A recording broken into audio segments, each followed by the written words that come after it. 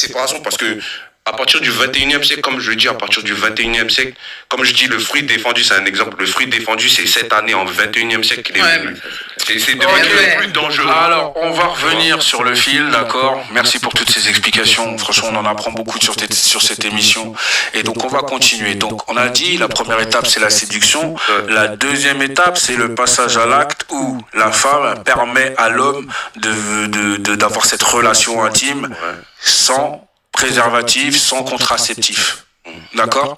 Donc on a signalé que là, le premier problème vraiment réel, il est à ce moment-là, où l'homme, parce que moi, dans mon raisonnement, je pars toujours du principe que l'homme, c'est un débile. C'est le débile pas fini. Donc je pars du principe que à ce moment-là, bah, c'est à la femme d'être responsable puisque ça va engager son corps en priorité.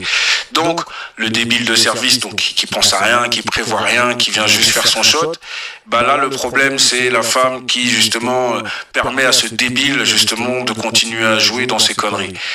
Après vient la suite que elle est enceinte. À ce moment-là, y a-t-il pas encore des solutions pour éviter justement que cette mascarade continue? Ah ben oui, il y a pas mal de solutions. Il peut y avoir la pilule du lendemain, enfin il y a pas mal de précautions. On va parler d'IVG aussi, oui bien sûr, et de la contraception, bien sûr. Tout ça entre en vigueur. Maintenant, tout dépend de ce que la femme cherche. Ça se trouve, bon, j'ai souvent entendu que beaucoup de femmes, leur objectif c'était d'avoir quoi? Un enfant avec le gars, le mettre à l'envers en fait.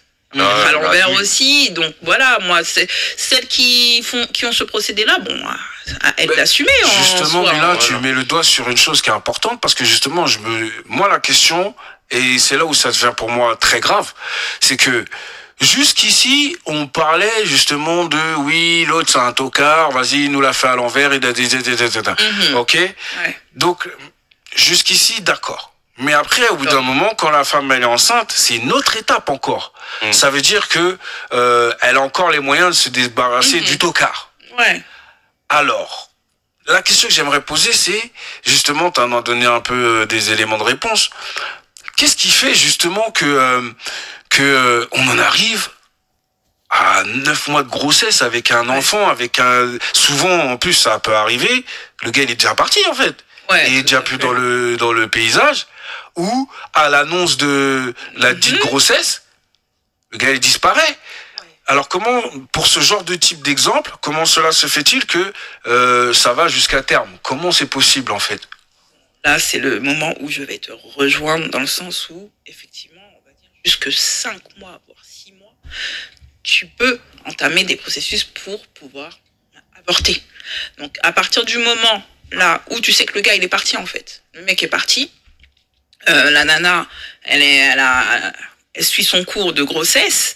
Là, en l'occurrence, la faute, je suis d'accord, n'incombe qu'à elle, en fait. Parce que là, si tu te dis, tu sais que tu vas te retrouver toute seule. Tu sais que le gars donc est parti. Là, tu enquères toute la responsabilité possible. Là, je vous rejoins sur votre discours juste avant. Mais au-delà de ça... On va prendre un autre exemple. C'est, comme tu l'as dit, parce que cet exemple-là, c'est un exemple de... Voilà... Dans cette émission, on évite les vulgarités, donc on va dire que c'est irrespectueux, même au-delà de ça. C'est comme tu l'as dit, ce genre de personnes, en fait, les lâches. Parce que pour moi, en fait, et je crois que c'est Bob Marley qui avait sorti une phrase comme ça. Ouais, c'est Elvira, pardon. C'est Bob Marley qui avait sorti une phrase comme ça, qui avait dit, le plus gros lâche, c'est celui qui va mettre de l'amour dans le cœur d'une femme en sachant qu'il ne va pas l'aimer ou un truc comme ça. Totalement, ouais. Pour moi, c'est qu'il va pas, il va pas continuer. C'est pour moi là les plus gros lâches, les plus gros bêtas, les omelettes. Voilà, les omelettes. Eux, par contre, ceux-là qui ont autant de les omelettes là, ceux qui cassent des œufs là, qui ont les noisettes cassées là. Les hommes avec petit H. Tu vois ce que je veux dire, avec un petit H. Et petit même. Voilà, ces gars-là, parce qu'on connaît cette technique, c'est que il y a tellement de gars, Ils ont pas les techniques, les bons cheminements pour gérer des femmes qu'ils emploient des techniques de lâche. Ce qu'on appelle technique de lâche, c'est celle de faire croire à la femme que on va s'inscrire sur la durée. Tu goûtes ton bail, une fois t'as goûté ton bail, tu sais déjà que c'est fini. Voilà, donc ça, les lâches comme ça, là, qui créent des émotions chez les femmes et après qui s'en vont, on sait que ça fait partie aussi des techniques de... Moi, j'aime pas dire prédateur quand c'est comme ça. Non, moi, c'est plutôt des lâches, des bêtas, un bêta, là. Ça, c'est un très bel exemple. Et donc, on a ce genre d'individus, justement, qui vont,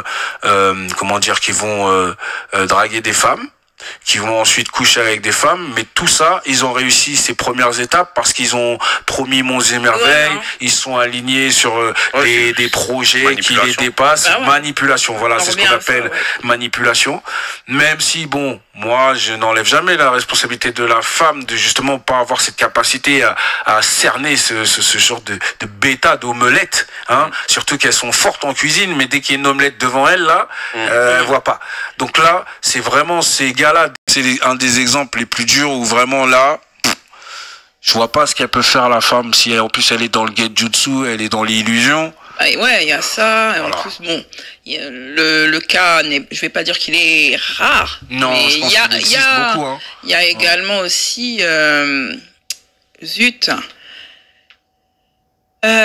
déni de grossesse qui entre aussi en cause. Donc, ce qui fait que ce déni, tu peux, c'est-à-dire que, voilà, tu peux arriver au bout du 9e mois et puis accoucher sans te rendre compte que tu es enceinte. Ouais, en fait, ça j'ai entendu. Ouais. Et ton ventre, il reste un peu plat, il reste. Il reste plat. Et je parle vraiment de connaissance de cause, enfin, même pour ma part. Mais, en gros, oui, tant que ton esprit, en fait, il n'a pas accepté, ton corps, c'est pour ça que je dis le cerveau est au contrôle de tout. C'est lui qui décide et qui accepte. Et en fait, voilà, le déni, ça vient de là. Ton cerveau, il n'a pas accepté. Et ben là, tout le long de la grossesse, tu peux le vivre, voilà, en sous-marin. Mais tout est en esprit, tout est spirituel, comme on dit.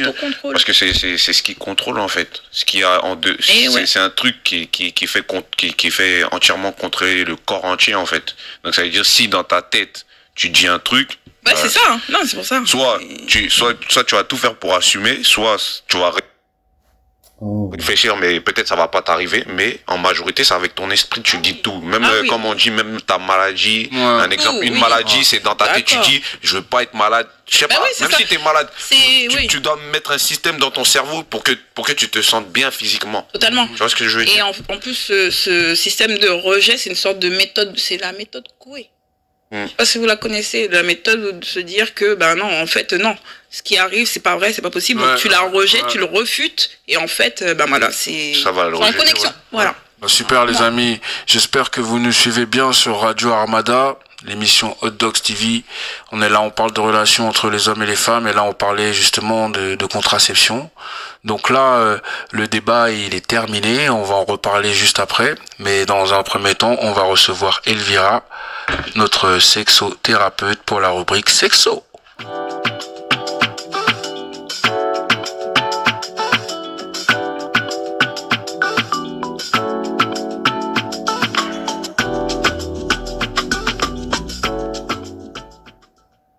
Bonjour à tous, j'espère que vous allez bien. Ça va.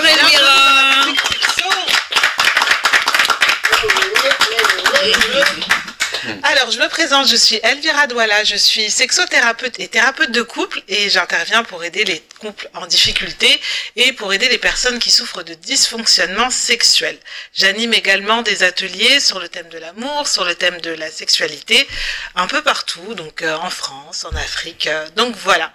Je suis super contente d'être là parce que j'ai écouté le débat qui parle donc de à qui la faute quand il y a une mère célibataire. Donc je vais vous apporter quelques éléments de réponse et comme ça on va pouvoir discuter tous ensemble.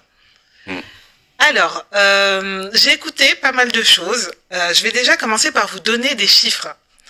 Alors, en France, il y a à peu près 8 millions de familles qui ont été recensées.